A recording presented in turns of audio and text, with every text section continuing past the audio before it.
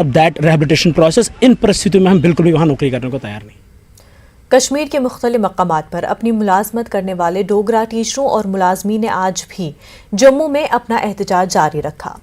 वादी में अक़लियतों की टारगेट किलिंग के पेश नज़र डोगरा बरादरी के मुलाजमीन उन्हें जम्मू शिफ्ट कर देने की मांग कर रहे हैं। ये डोगरा मुलाजमीन all Jammu based reserved categories employees association के बैनर तले अपना एहतजाज दर्ज करा रहे हैं। शदीद बारिश के बावजूद यहां बड़ी तादाद में मौजूद इन मुजाहिरीन ने अपना धरना जारी रखा। उनका कहना है कि वो ट्रांसफर पॉलिसी बनाने के एलजी के वादे पर तहरीरी यकीन दहानी चाहते हैं। उन्होंने कुछ डोगरा असातिज़ा की तनख्वाहें बगैर किसी ताख़ीर के जारी करने का मुतालबा भी किया। याद रहे कि जून के महीने में ज़िला कुलगाम में मिलिटेंटों के हाथों अपने साथी रजनी बाला के कत्ल के बाद इन डोगरा टीचर्स ने वादी छोड़ दी है। उधर इस मामले पर गौर करने के लिए प्रिंसिपल सेक्रेटरी जेएडी की सरबराही में एक कमेटी तश्कील दी गई है जो रिजर्व कैटेगरी के मुलाजमीन के लिए ट्रांसफर पॉलिसी के तवील अरसे से ज़ेर इल्तवा मुतालबे की जांच करेंगी। कमेटी तमाम पहलुओं की जांच करेगी और मुकर्ररा वक्त में रिपोर्ट पेश करेगी। एलजी मनोज सिन्हा ने ट्वीट करके ये जानकारी दी।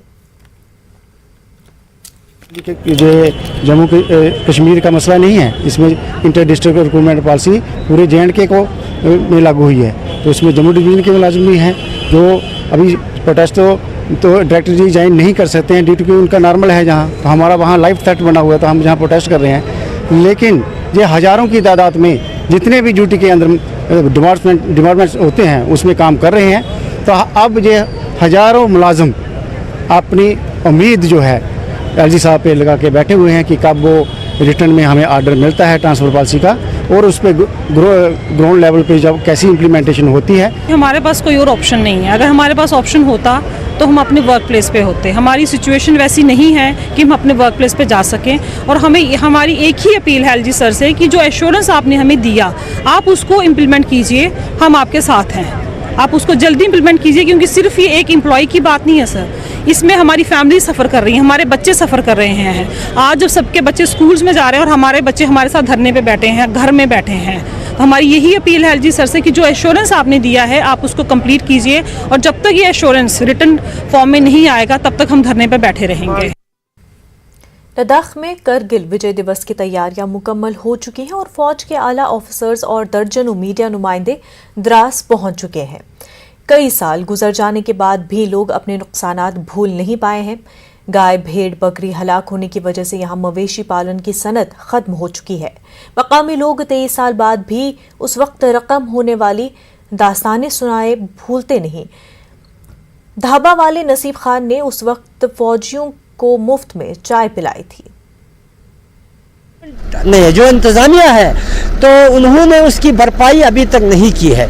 तो हम हमारी एडमिनिस्ट्रेशन से गुजारिश करते हैं, जैसे कि हमारा मुश्कू गोली है, पानद्रास है, मुरादबाग है, बेरस है, तो ये गोशन एरिया है, तोलोलिंग का एरिया है, टाइगर सिंह हिल के दामन में है।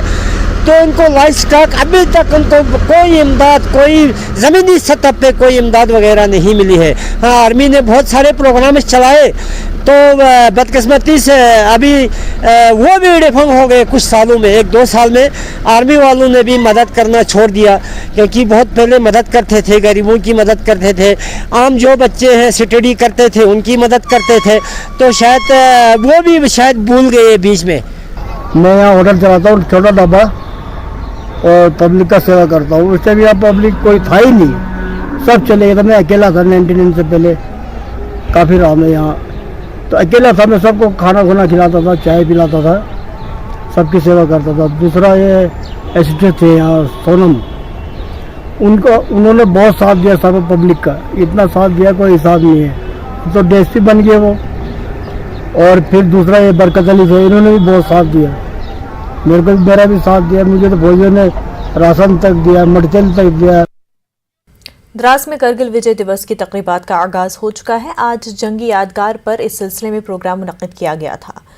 मनमन टॉप पर भी एक तकरीब मुनक्किद की गई, जहां से Tololing Marpola, Tiger Hills, Batra Hills और मशकू वैली का नज़ारा शुरका को कराया गया। इस मौके पर नॉर्दर्न कमांड के GOC lieutenant general Upendra Dwivedi मेहमान खसूसी थे। उन्होंने करगिल के हीरोज़, उनके अफराद खाना और वीर नारियों से मुलाकात की।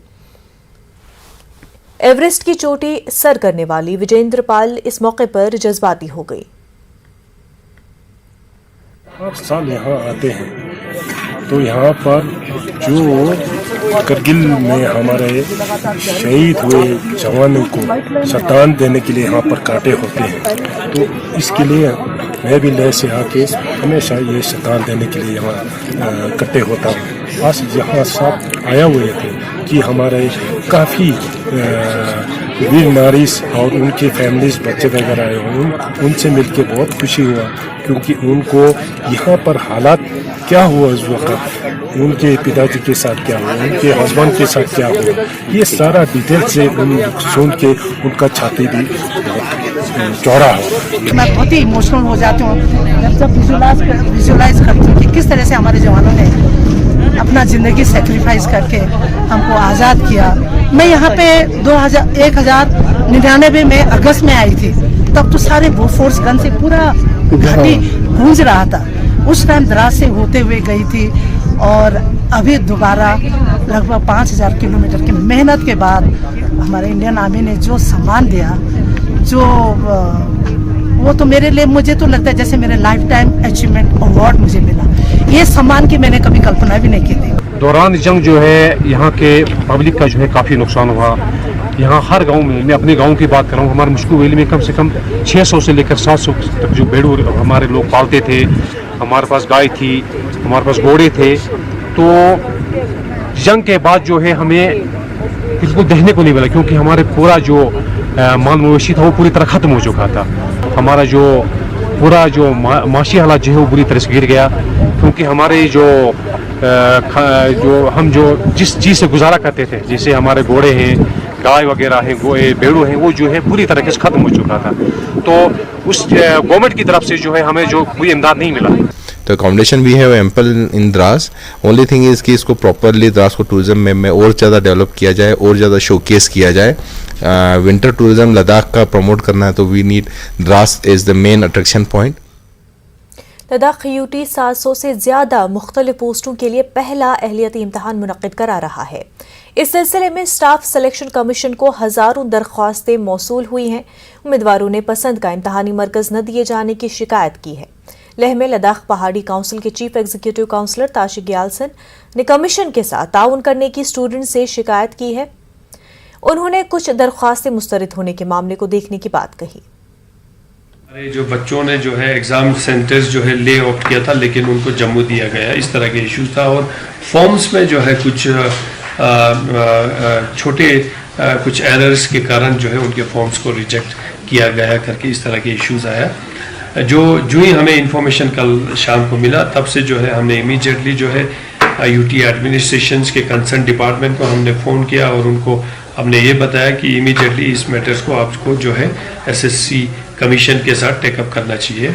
और कल शाम जो है हमारे पास जो डेलीगेशन आया था, जो यहाँ के अनएम्प्लॉयड यूथ के जो प्रेसिडेंट और उनके एग्जीक्यूटिव मेंबर्स आए थे, उनको भी हमने समझाया, उनके सामने भी हमने बात किया।